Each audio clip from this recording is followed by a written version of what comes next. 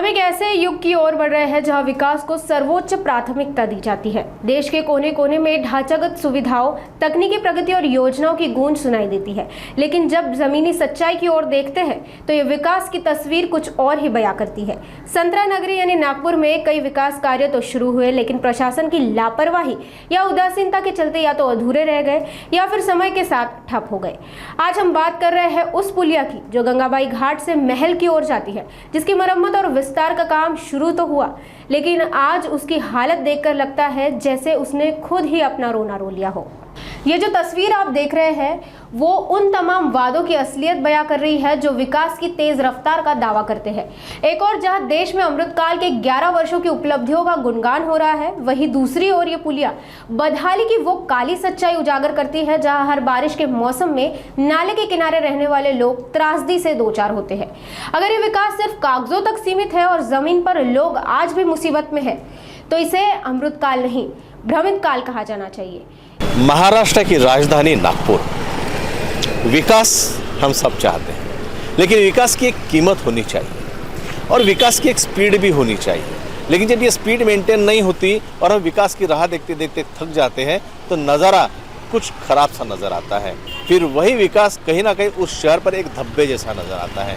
और ऐसा ही धब्बा जो है आप यहाँ पर देख सकते हैं मेरे पीछे में। यहाँ पर कई सालों से जो है पुलिया का निर्माण चल रहा था।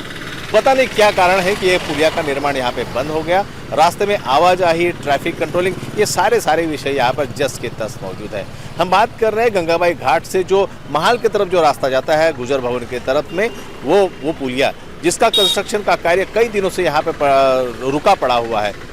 बरसात आने ही वाली है या कुछ ऐसा कहीं कि आ ही गई है। बरसात में अगर आप देखेंगे इस नाले के किनारे पर कई झुग्गियाँ झोपड़ियाँ हैं, वहाँ पर सारी मिट्टी जो यहाँ के कंस्ट्रक्शन के काम की निकाली हो वो भी वैसी की वैसी पड़ी हुई है। अब ये बरसात के दिनों में जब ये नाला अगर बह जाएगा या बाढ़ आएगी और बाढ़ की वजह से अब अगर यहाँ की परिस्थिति अगर विकट हुई, लोगों के घरों में अगर ये पानी गया और वही यातायात की समस्या है वो अपना रूप जो है वो भी विकराल कर रही। अब जब ये सारी परिस्थिति होगी तो इसकी जिम्मेदारी कौन लेगा? ऐसे कई मुद्दे हैं और ये बात हम सिर्फ नागपुर के इस जगह के नहीं कर रहे हैं। नागपुर के कई ऐसे रास्ते हैं जहाँ पर रास्तों के काम तो शुरू है लेकिन उसके बगल में जो है गड्ढे बने हुए हैं, उसकी तरफ कोई भी ध्यान नहीं दे रहा है। ये हम सब की तकलीफ है, ये उस नागरिक की तकलीफ है जो इस रास्तों के ऊपर से चलता है। ये उन सभी के लिए जहाँ पर अब स्कूलें शुरू हो रही है, बच्चों को यहाँ से जाना है, बड़े बूढ़ों को यहाँ से जाना है और यहाँ से जाते वक्त उनके साथ में कहीं कोई भी दुर्घटना अगर घटती है तो इसकी जिम्मेदारी किसकी होगी? आप यहाँ पे कितने साल से रह रही हैं? अरे 50 साल के ऊपर है।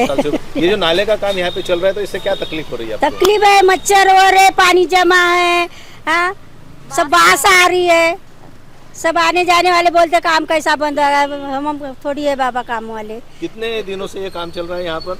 अरे 1 महीने के ऊपर हो गया था ना, अभी बंद हो गया, 15 दिन के ऊपर बंद हो गया वो काम। तो अभी जो बारिश आएगी तो बारिश में क्या नाले तकलीफ होगी, पानी घुसेगा नहीं था, घर में पानी आता ना, ऐसा तो पानी आता वैसा भी घुसेगा घर में पानी। तो आपने कहीं किसी से कंप्लेंट की है क्या इसकी? नहीं, तो अभी ये पहली बार इस कंप्लेंट है। ये विकास के नाम पर जो है एक स्पीड की हम जो पहले बात कर रहे थे कि विकास की जो शुरुआत होती है तो वो एक सीमित समय में होनी चाहिए ताकि लोगों को उसका लाभ सही समय पर मिल सके। अगर ऐसा नहीं होता है तो उसके दुष्परिणाम कहीं ना कहीं सामने आते हैं। इसके परिणाम स्वरूप कुछ हादसे भी हो सकते हैं। नागपुर समय के माध्यम से हम आपको यही दिखाने की कोशिश कर रहे हैं कि नागपुर के विकास के नाम पर जो कार्य चल रहा है वो कहीं ना कहीं एक जोखिम भरा कार्य भी हो सकता है। कैमरा पर्सन उदय सोनाने के साथ मैं रत्नाकर मलिक, नागपुर समय न्यूज़ के लिए।